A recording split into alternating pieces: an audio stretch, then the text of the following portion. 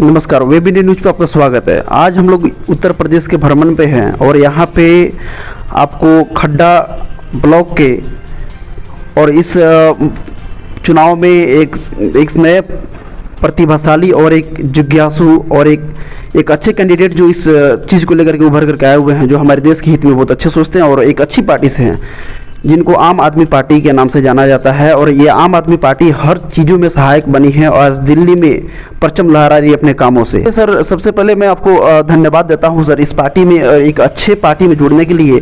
और आप एक अच्छे प्रतिभाशाली एक उम्मीदवार भी हैं और एक जनता का सेवक भी हैं एज ए डॉक्टर।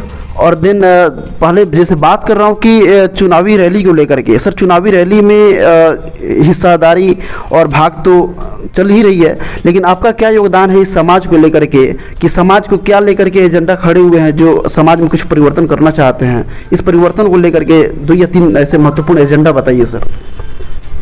सबसे पहले आप सभी लोगों को मैं नमस्कार करता हूं और धन्यवाद देता हूं। और मेरा एजेंडा समाज के लिए एक है समानता, भाईचारा और जो सामाजिक प्रदूषण है, मजहब के नाम पे जो सामाजिक प्रदूषण है इसको ख़त्म करना, यह प्रदूषण समाप्त करना यह जरूरी है। दूसरा, बेरोजगारी, भ्रष्टाचार, लोगों के हाथ में काम नहीं है, लोगों के जेब में पैसे नहीं हैं, तो हमारी सरकार बेरोजगारी भत्ता देने का ऐलान किया है। 5,000 रुपया प्रति माह है, जब तक कि नौकरी नहीं मिल जाती है तब तक, जब तक आम आदमी पार्टी हमारी आम आदमी पार्टी के जो चीफ हैं, संयोजक हैं माननीय केजरीवाल जी, इन्होंने 5,000 रुपये महीना बेरोजगारी भत्ता देने के लिए कहा है। और इसके अलावा हर महिला को 1,000 रुपया महीना मिलेगा। इसके अलावा भ्रष्टाचार के लिए तो हमारी भ्रष्टाचार समाप्त करना है। भ्रष्टाचार के लिए अभी ये सरकार जानी जाती है कि यहाँ भ्रष्टाचार फैला हुआ है, हर विभाग में हर जगह भ्रष्टाचार है, बिना धन के कुछ नहीं होने वाला। और वह भ्रष्टाचार इस समय राजनीति में भी खुल के दिखाई दे रहा है। जो ये पार्टियां हैं, जो बड़ी बड़ी पार्टियां हैं, मैं आम आदमी पार्टी से आया हूं, मुझसे 1 रुपया नहीं लिया गया है, लेकिन अन्य पार्टियां अरबपति प्रत्याशियों को ढूंढती हैं और उनको टिकट देती हैं और उनसे फंडिंग कराती हैं। सर, एक बात बताएं कि जो बीजेपी पार्टी है ये तो हमेशा कहती आती है कि, और बहुत सालों से कह रही है कि बेटी पढ़ाओ बेटी बचाओ का नारा लगाती है, लेकिन यहाँ पे अभी जो फिलहाल को लेकर के एक बहुत बड़ी एक न्यूज जो सुर्खियों में बनी हुई है हिजाब को लेकर के, क्या अगर ये बेटी पढ़ाओ और बेटी बचाओ का नारा अगर लगाते हैं तो क्या हिजाब को लेकर के इतना अतिक्रमणकारी जो बहुत सारे लड़के जो हैं उनके पीछे पीछे एक झंडे दिखा रहे हैं और उनको ललकारा जा रहा है, तो क्या इस मुद्दे पे क्या कहना चाहेंगे सर आप, जो ये सिर्फ कहते हैं कि बेटी पढ़ाओ और बेटी बचाओ का नारा ये जो लगाते हैं, और बेटियां, और इन्हीं के शासन में हम देखा जाए कि इन्हीं के शासन में इतने ज़्यादा बच्चियों का बलात्कार हुआ, इतना बच्चियों के साथ शोषण भी हुआ, बहुत सारे ऐसे छोटे छोटे वर्ग के लोगों को दुबा दिया गया, कुचल दिया गया उन लोगों को, इसके बारे में क्या कहना चाहेंगे? सर, मेरा संविधान जो डॉक्टर B.R. अम्बेडकर ने बनाया रचा है, वो प्रारूप समिति के अध्यक्ष थे, तो हमारे संविधान में वर्णित है कि अधिकार दिए गए हैं, समानता का अधिकार, कोई व्यक्ति धर्म की स्वतंत्रता दी गई है, हर आदमी अपना मजहब अपने हिसाब से, पहनावा, धार्मिक भाषा या कोई पूजा पद्धति पर कोई किसी के आपत्ति नहीं कर सकता है। तो संविधान हमारा कहता है कि आप किसी के ड्रेस कोड को लेकर के अगर वो उसके धर्म में है तो धर्म का उल्लंघन ना करें, अगर उसके धर्म में है वैसा करना लिखा हुआ है तो उसको उसके धर्म का पालन करने देना चाहिए। अगर इस्लाम में हिजाब लिखा गया है तो हिजाब पहनना अनुचित नहीं है, क्योंकि इसकी स्वतंत्रता जो है, फ्रीडम जो है, हमारा संविधान देता है, यह मूल अधिकार में शामिल है। हिजाब का विरोध करना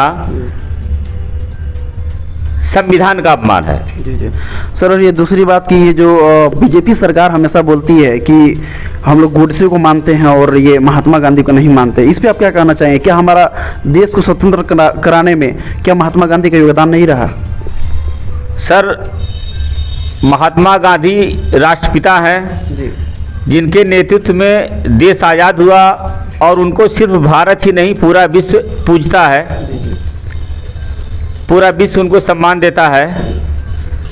गोडसे तो एक आतंकवादी था, उग्रवादी था, जिसने हमारे बापू महात्मा गांधी, राष्ट्रपिता महात्मा गांधी जी की हत्या की।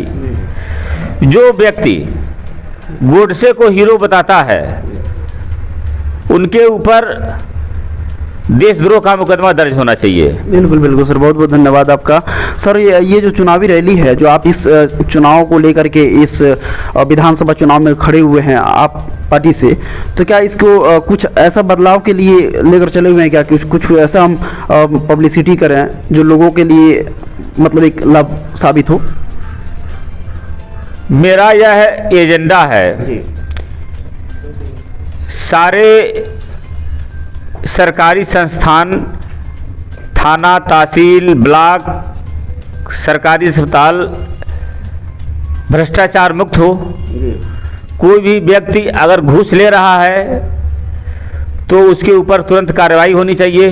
दूसरी बात, मैं चाहता हूं यहाँ पर एक क्रिटिकल केयर यूनिट पीजीआई की तरह, हमारे क्षेत्र में लाखों की जनसंख्या है जो हार्ट फेलियर के कारण मर जाते हैं, ब्रेन हैमरेज के कारण मर जाते हैं, उसमें 15 मिनट से लेकर आधे घंटे में ट्रीटमेंट चाहिए, उनको मिल नहीं पाता है। तो यहाँ पर एक क्रिटिकल केयर यूनिट डालना जिससे लोगों की जान बचाई जा सके।